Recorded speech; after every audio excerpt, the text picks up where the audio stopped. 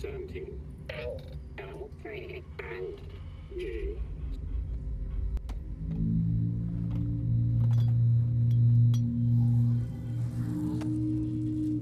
We knew from previous VR projects that players would expect a high level of fidelity from their interactions with objects in the world, and during early testing of Half-Life Alyx, we received comments that objects were not making the sounds that players expected, given an object's material, size, and assumed weight. This led us to a more granular approach to physics sounds than we had used in prior products. For example, in the past we would have used a single physics sound for all objects of a certain size and material. So, we would have had one sound to represent collisions of small metal objects, another sound for large wooden objects, and so on. For Half-Life Alyx, we built up a new library of object-specific sounds so that we could distinguish between similar objects like a piece of silverware and a small metal can. Not only do we now have a library of almost 2,000 object-specific physics sounds, covering over 160 different objects, but we can further alter the sound at runtime based on an object's impact velocity and the hardness of the material it collides with. In some cases, we even layer in sounds representing an object's contents, such as matches in a matchbox or fuel in a jerry can, which can be heard when those objects are shaken by the player or collide with something at high velocity. Anything look like a breaker box in there? Nah, I'm still looking.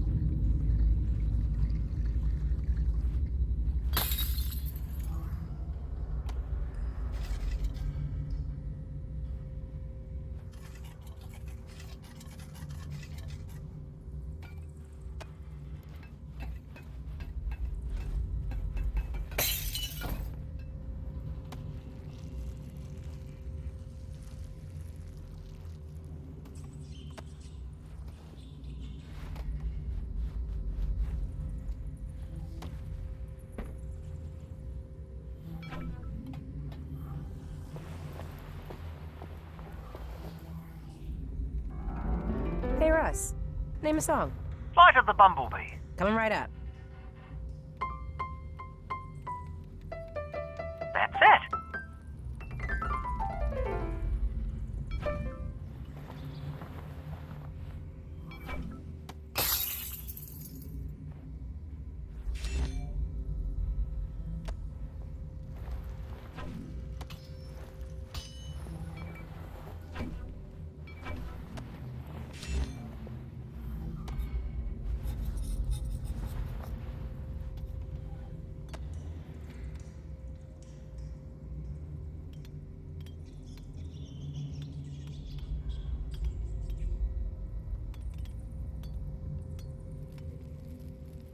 Given the large number of bottles throughout the game, and the fact that they feature so significantly in the distillery gameplay, we decided to make interacting with them as interesting as possible using a procedural liquid effect. Each bottle is assigned a random fill level, and values for the amount of liquid agitation and foaming are calculated based on the bottle's movement. This is stored in the object's tint colour, which is otherwise unused. The shader calculates the liquid level based on the bottle's orientation in game. Since the amount of liquid visible in a bottle as a proportion of its height is different when oriented upright, sideways or upside down, different values are used for each in order to preserve the apparent volume of liquid inside. The liquid's surface is then displaced by a number of sine waves, modulated with the agitation value to create rippling waves. The areas determined to contain liquid, as opposed to air, take on the colour and refraction index values of that liquid. Bubbles and foam effects are added based on the agitation and foaming values. These are procedural and can be modified to create a variety of different behaviours. Several layers of bubbles are created in a local view space relative to the object, so that they're stable from frame to frame, and can always move upwards relative to gravity. Artists can set a variety of parameters per liquid, such as colour, glow, foaming potential, wave properties, and a meniscus at the surface of the liquid which curls up around the edges of the volume, helping to communicate the viscosity of the liquid. The refracted environment seen through the glass and liquid is sampled from the same cubic environment map of the local area that's used for reflections, and so the bottles are effectively opaque and do not have to blend with the frame buffer in the way that transparent objects normally do. This was a strategic design choice, as along with storing the physics data in the tint colour, it means that the bottles can be rendered together as a batch in arbitrary order, which is critical for graphics throughput. In the end, the refractive liquid effect allows for a variety of interactions to take place at a fidelity that is especially compelling with tracked hand controllers in VR.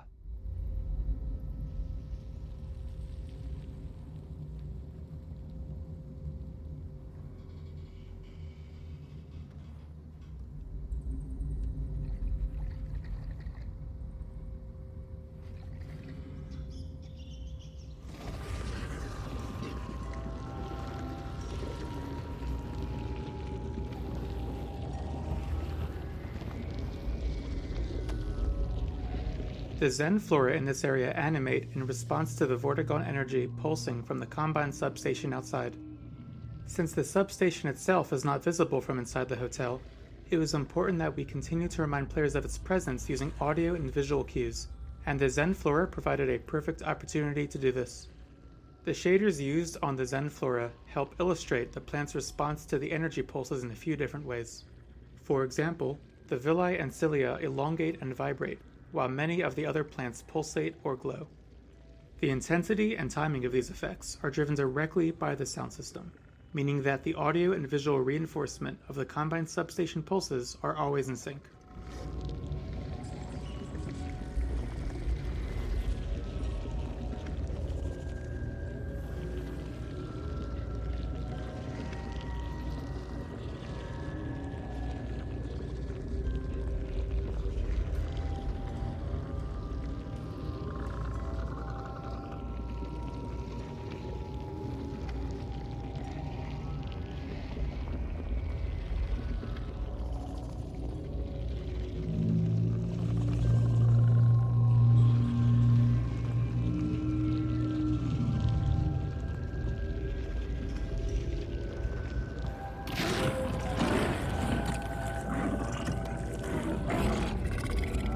Breaching the quarantine zone revealed a new hidden secret of the city.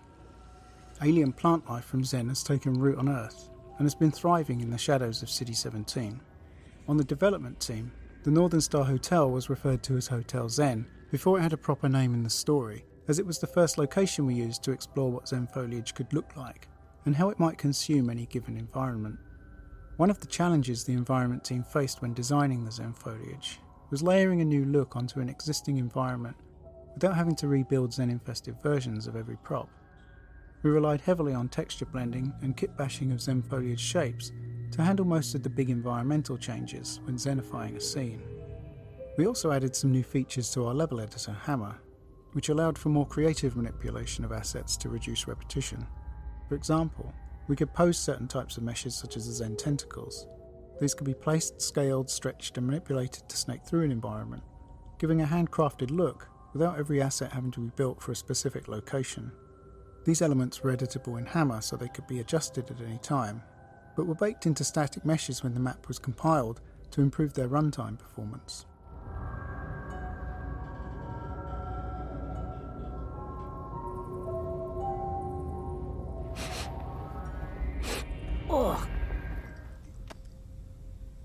The Reviver, one of the new enemy types introduced in Half-Life Alyx, arose from our observation that playtesters enjoyed searching their environment in VR much more than they had in traditional games. In addition to rewarding that desire to search with ammunition and resin, we experimented with how it could be part of fighting an enemy. We began prototyping with a fast headcrab variant we called the Runner, modifying its behaviour to run away and hide from the player after it attacked. We found players really enjoyed looking for a small, hidden enemy they knew was somewhere within a dense environment. They also liked shooting at a fast-moving enemy that was able to run under and behind everyday objects like tables and chairs. Lastly, players talked about liking the way they got to be the aggressor in combat for once, since everywhere else in the game they felt like they were always on the defensive. While feedback was overall very positive, there was one specific problem: how to encourage players to search for the Runner. After a few Runner encounters, we found players would start to realise they didn't have to look for the Runner at all. They could simply wait for it to run away and then leave the room. So we started prototyping various ways in which the Runner could become more dangerous if not found, setting up a time pressure where players had to find the Runner quickly or the situation would get worse. After some experimentation, we landed on the prototype where the Runner could revive a fallen zombie and become a new kind of foe, one that was more dangerous than a Runner or zombie, After this change, the runner was renamed internally to the Reviver, and we began assembling the various encounters around it. It took a lot of playtesting to balance out all the various elements of the Reviver fights, because they involved multiple separate stages: combat versus the Reviver, searching for a hidden Reviver, and combat versus a revived zombie. In the end, we still didn't feel like we'd created enough of a foolproof reason for players to need to search for hidden Revivers, so we turned the Reviver's heart into a key, requiring players to collect it.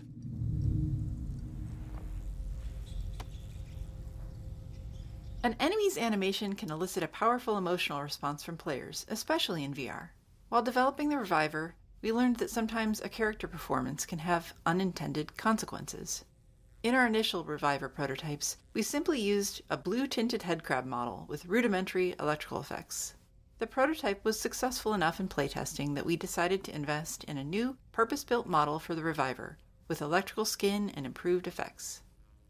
Players identified the new Reviver successfully in the game, but we ran into a new problem. Players didn't want to fight it anymore. While the blue headcrab was easily identified as something dangerous, the new model was something that players had to evaluate from scratch, and they didn't necessarily see it as threatening. In fact, the animations authored for the new Reviver model were interpreted by many players as friendly or even cute. Players would often approach the creature to try to pet it, or worse, refuse to kill it to retrieve the required puzzle piece, blocking their progression in the game. If they did then realize that they were going to have to kill the cute creature to proceed, they felt horrible having to go through with it. To fix this, we reauthored most of the Reviver's animations, making it significantly more unsettling and menacing. We also made the Reviver more aggressive by adding a jump attack if the player got too close. With these changes to animation and behavior, players once again were fighting the Reviver as intended, and they no longer wanted to take it home as a pet.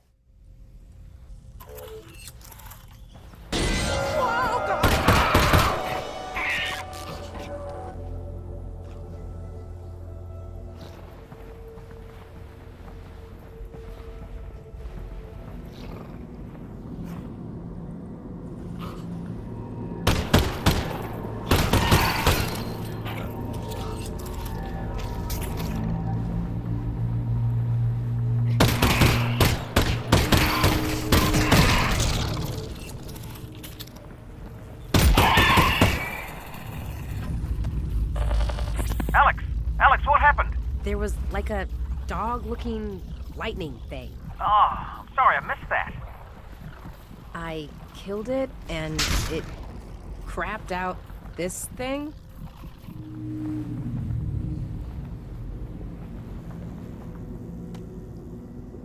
This is the room featured in the very first shot of the Half-Life Alyx announcement trailer. It's not an obvious choice for that use. The room is dark, not particularly colorful, and it's a pretty pedestrian corridor. Cleaning supplies and laundry baskets are not in themselves attention grabbers. But we chose this scenario because it very effectively demonstrates the excitement and tension that we thought was typical of the game. All game trailers require careful design. Conveying a game's core experience in just a few moments is tricky, even at the best of times. But we believe the Half-Life Alyx trailer had to work harder than most to meet a particularly difficult and uncommon set of challenges. We had kept the existence of the game under wraps, so shipping the trailer was going to be the first time in 13 years that Valve had shown any work on Half-Life. On top of that, the trailer had to quickly communicate that Valve had chosen to make the next installment of Half-Life a VR game.